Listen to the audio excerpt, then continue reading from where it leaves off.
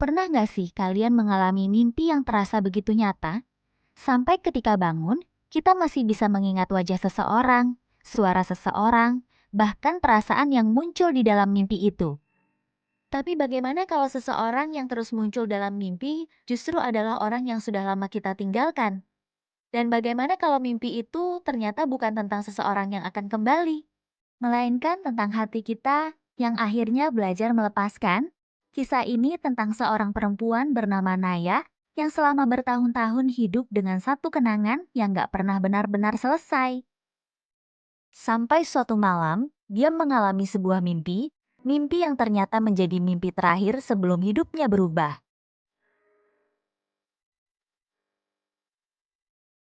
Naya pernah punya seseorang yang sangat dia cintai. Namanya Raka. Mereka bertemu saat kuliah. Awalnya cuma teman biasa. Raka sering membantu Naya mengerjakan tugas, menemaninya membeli makanan setelah kelas, bahkan rela menunggu Naya sampai dijemput ketika hujan turun. Hubungan mereka tumbuh perlahan. Sampai akhirnya, mereka saling jatuh cinta. Buat Naya, Raka bukan cuma pacar. Raka adalah tempat pulang. Mereka pernah membicarakan banyak hal. Tentang rumah kecil, tentang pernikahan, tentang liburan bersama, bahkan tentang nama anak-anak mereka suatu hari nanti. Naya percaya hubungan itu akan bertahan selamanya. Tapi hidup punya rencana berbeda. Setelah lulus kuliah, Raka mendapat pekerjaan di luar kota.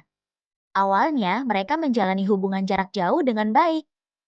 Setiap malam mereka menelepon, setiap akhir pekan mereka saling mengirim foto, sampai perlahan semuanya berubah.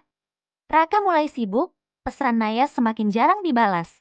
Telepon yang dulu hampir setiap malam berubah menjadi seminggu sekali. Sampai suatu malam, Raka mengatakan sesuatu yang membuat dunia Naya terasa berhenti. Aku rasa kita cukup sampai di sini. Naya tidak mengerti. Dia bertanya apa salahnya. Tapi Raka hanya menjawab bahwa perasaannya sudah berubah. Tidak ada orang ketiga, tidak ada pertengkaran besar, tidak ada pengkhianatan, hanya dua orang yang ternyata sudah berjalan ke arah yang berbeda. Dan itulah yang paling menyakitkan, karena Naya tidak punya siapa-siapa untuk disalahkan. Setelah putus, Naya mencoba melanjutkan hidup. Dia bekerja, bertemu teman-teman, pergi ke tempat baru, bahkan sempat mencoba membuka hati untuk orang lain. Tapi setiap kali hubungan itu mulai serius, Naya mundur. Bukan karena masih berharap Raka kembali, setidaknya itu yang selalu dia katakan kepada dirinya sendiri. Tapi jauh di dalam hati, ternyata masih ada bagian kecil dirinya yang belum selesai. 5 tahun berlalu. Naya sudah tidak pernah bertemu Raka.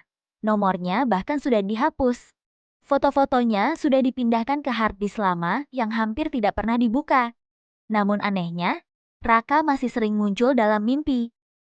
Kadang mereka berjalan bersama, kadang hanya duduk di sebuah taman, kadang Raka berdiri jauh dan tersenyum kepadanya. Setiap bangun, Naya selalu merasa sedih. Bukan karena ingin kembali, tapi karena mimpi itu selalu membuatnya kembali merasakan sesuatu yang selama ini dia coba kubur. Suatu malam, setelah pulang kerja dalam keadaan sangat lelah, Naya langsung tidur. Malam itu dia bermimpi lagi. Dia berada di sebuah stasiun, tempat itu terasa asing. Tapi entah kenapa sangat familiar. Di seberangnya berdiri Raka. Wajahnya terlihat sama seperti 5 tahun lalu. Naya berjalan mendekat. Raka? Raka tersenyum. Kamu masih menungguku? Naya terdiam. Aku nggak tahu. Raka kemudian menunjuk sebuah kereta yang sedang menunggu di belakangnya. Kamu harus naik. Naya bingung. Naik kemana? Ke tempat yang selama ini kamu cari. Naya menatap Raka. Tapi kamu? Raka tersenyum kecil. Aku bukan tujuanmu, Naya. Kalimat itu membuat Naya menangis. Raka melanjutkan. Selama ini kamu pikir kebahagiaanmu berhenti ketika aku pergi. Padahal aku cuma salah satu bagian dari perjalananmu. Naya tidak bisa berkata apa-apa. Raka kemudian berkata pelan. Jangan tunggu aku lagi. Kereta mulai bergerak. Naya menangis sambil melihat Raka semakin jauh. Sebelum kereta itu pergi, Raka tersenyum untuk terakhir kalinya. Terima kasih sudah pernah mencintaiku. Kemudian semuanya menjadi gelap. Naya terbangun. Naya membuka mata. Jam menunjukkan pukul 5 pagi. Air matanya masih membasahi pipi. Untuk pertama kalinya setelah bertahun-tahun, dia tidak merasa ingin tidur lagi untuk kembali ke mimpi itu. Dia justru merasa lega.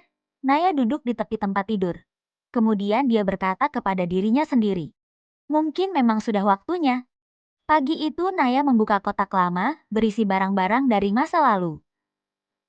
Ada tiket bioskop, surat kecil, foto lama, dan sebuah gelang yang pernah diberikan Raka. Biasanya, Naya selalu menutup kotak itu ketika perasaannya mulai muncul. Tapi kali ini berbeda. Dia tersenyum, bukan karena bahagia dengan masa lalu, tapi karena akhirnya bisa melihat masa lalu tanpa ingin kembali ke sana. Tapi untuk disimpan sebagai kenangan. Karena dia sadar, melupakan seseorang bukan berarti harus menghapus semua yang pernah terjadi. Kadang kita hanya perlu berhenti berharap cerita lama berlanjut. Beberapa bulan kemudian, hidup Naya mulai berubah. Dia menerima tawaran pekerjaan baru. Lingkungannya berbeda, teman-temannya berbeda, dan untuk pertama kalinya setelah sekian lama, Naya mulai menikmati hidupnya sendiri. Suatu sore, Naya pergi ke sebuah kedai kopi. Saat sedang menunggu pesanannya, seseorang tiba-tiba memanggil namanya. Naya. Naya menoleh. Raka. Mereka akhirnya bertemu lagi setelah 5 tahun. Untuk beberapa detik, Naya hanya diam. Dulu mungkin jantungnya akan berdebar. Dulu mungkin dia akan bertanya kenapa Raka pergi. Tapi sekarang tidak. Dia hanya tersenyum. Hai. Raka terlihat terkejut melihat perubahan Naya. Kamu baik-baik aja? Naya mengangguk. Baik, kamu? Baik juga. Mereka duduk sebentar, berbicara tentang pekerjaan, tentang kehidupan, tentang hal-hal sederhana. Tidak ada drama, tidak ada tangisan, tidak ada permintaan untuk kembali. Sebelum pergi, Raka berkata, aku senang kamu bahagia. Naya tersenyum. Aku juga senang kamu baik-baik saja. Mereka kemudian berpisah, dan kali ini Naya tidak melihat Raka pergi dengan perasaan kehilangan. Justru untuk pertama kalinya, dia merasa benar-benar bebas. Beberapa minggu setelah pertemuan itu, Naya mulai dekat dengan seorang pria bernama Dimas. Dimas berbeda dari Raka. Dia tidak datang dengan janji besar, tidak mengatakan akan mencintai Naya selamanya, tidak juga memaksa Naya untuk segera percaya. Dia hanya hadir. Ketika Naya lelah, Dimas bertanya apakah dia sudah makan. Ketika Naya sibuk, Dimas tidak marah karena pesannya lama dibalas. Ketika Naya bercerita tentang masa lalu, Dimas tidak merasa harus bersaing dengan seseorang yang sudah tidak ada. Suatu malam, mereka duduk di sebuah taman. Dimas bertanya, kalau suatu hari kamu menemukan orang yang kamu cintai lagi, kamu takut nggak? Naya berpikir sebentar. Dulu takut. Kalau sekarang, Naya tersenyum. Setahun kemudian, Naya kembali mengunjungi stasiun yang pernah dia lihat dalam mimpinya. Kali ini stasiun itu benar-benar ada. Naya pernah melewati tempat tersebut bersama seorang teman, lalu baru menyadari bahwa tempat itu sangat mirip dengan mimpinya. Dia berdiri di peron. Kereta datang. Naya tersenyum, tiba-tiba dia memahami arti mimpinya. Selama ini dia mengira Raka adalah seseorang yang harus kembali. Padahal Raka hadir dalam mimpi itu untuk mengajarinya satu hal, bahwa tidak semua orang yang kita cintai harus tinggal selamanya. Ada orang yang datang untuk menemani perjalanan kita, ada yang datang untuk mengajarkan arti kehilangan, ada yang datang untuk membuat kita belajar mencintai. Dan ada pula seseorang yang akhirnya datang ketika kita sudah berhenti mencari. Naya melihat ke arah kereta, lalu tersenyum. Dia tidak lagi menunggu seseorang dari masa lalu, karena hidupnya sudah bergerak maju. Beberapa bulan kemudian, Naya dan Dimas menikah sederhana. Tidak ada pesta mewah, hanya keluarga dan beberapa teman dekat. Saat malam tiba, Naya duduk di balkon rumah bersama Dimas. Dimas menggenggam tangannya. Kamu bahagia? Naya menatap langit, kemudian tersenyum. Iya, beneran? Iya, karena sekarang aku ngerti sesuatu. Apa? Naya menarik napas pelan.